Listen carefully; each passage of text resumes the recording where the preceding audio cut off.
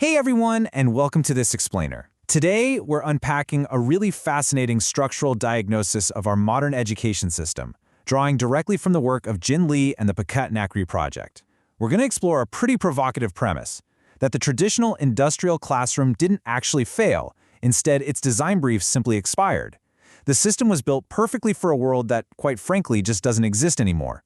And today, that industrial model is colliding head-on with the reality of the AI age. I'm absolutely thrilled to guide you through this material, breaking down exactly why this is happening, and more importantly, what a new architectural solution might look like. So let's kick things off with a question that should give any parent or educator pause. Is our school system actively training kids to be replaced by AI? Take a second to think about how the students or teenagers in your own life interact with technology. Are they driving it, or is the technology driving them? As we'll see, the source material argues that the very habits our schools have historically rewarded might actually be exactly what makes this next generation so vulnerable. Here's a quick roadmap of where we're headed. We'll start with the expired industrial brief, move into the intellectual dependency trap, outline 3 structural failures, explore the Open PMC Protocol, and finally, look at 3 modes of adoption. All right, part 1, the expired industrial brief, designed for a vanished world. You see, the industrial classroom of the 1920s wasn't badly designed at all. It was actually designed perfectly to batch process students for a factory economy. If you think about it, a 1920s factory worker and a modern 10th grader still share pretty much the exact same daily schedule, totally dictated by bells. But then we look at today's algorithmic economy. With incredibly capable AI in literally every pocket, the old assumption that a student's main job is just to absorb and repeat a teacher's knowledge is now structurally obsolete. Moving to part 2, the intellectual dependency trap, training the vulnerability.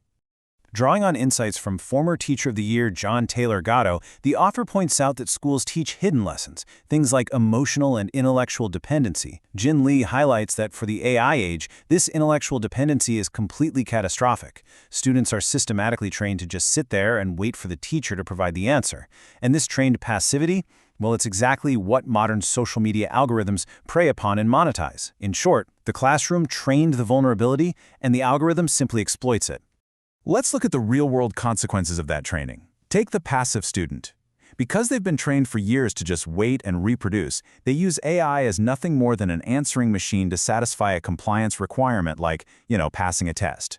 And they end up learning almost nothing. But compare that to a self-directed learner.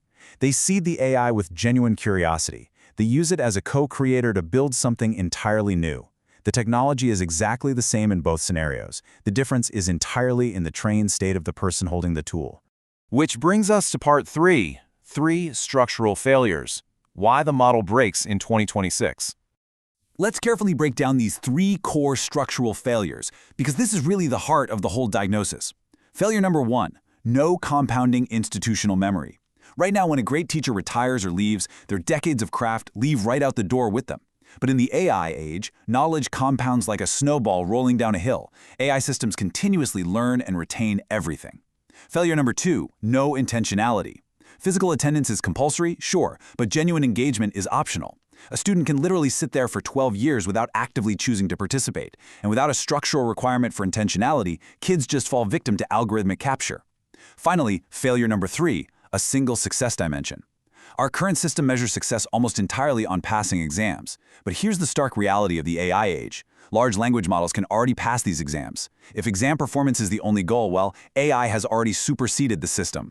So, the big takeaway here is that producing passive learners isn't just a minor pedagogical oversight anymore. It is a massive economic danger.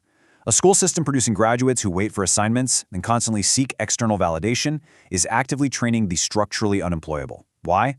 Because AI can execute passive instructions perfectly at a massive scale and for a fraction of the cost. All right, part 4, the Open PMC Protocol, a new educational architecture.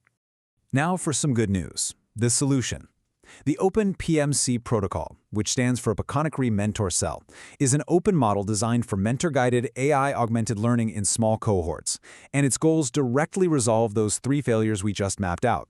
First, it introduces what they call an organization brain, an AI function that captures learning patterns and actually compounds institutional memory across cohorts. Second, it mandates a structural intentionality requirement, meaning it forces students to consciously choose active participation. Third, it builds a multidimensional success framework. We're talking about measuring health, relationships, financial literacy, and community, not just exams. And finally, it restores teachers to their genuine purpose, shifting them away from being mere lecturers and back into the incredibly important role of dedicated mentors. And finally, Part 5, 3 Modes of Adoption. How to begin building today.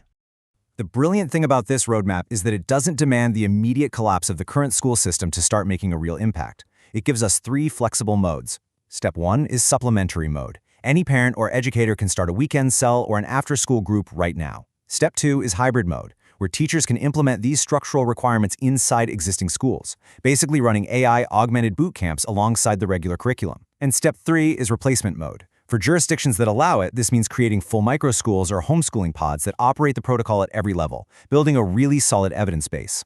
I want to leave you with this final, really provocative question straight from the source material. Will you continue with a model designed for a vanished world, or will you begin building a new demonstration? Every family, every teacher, every community has the power to start shifting from the industrial classroom to the AI age today. I hope this explainer has given you a clear, structured understanding of the failures we're facing and the really exciting architectural goals of the Open PMC Protocol. Thank you so much for joining me. Keep learning, and I highly encourage you to explore these concepts further.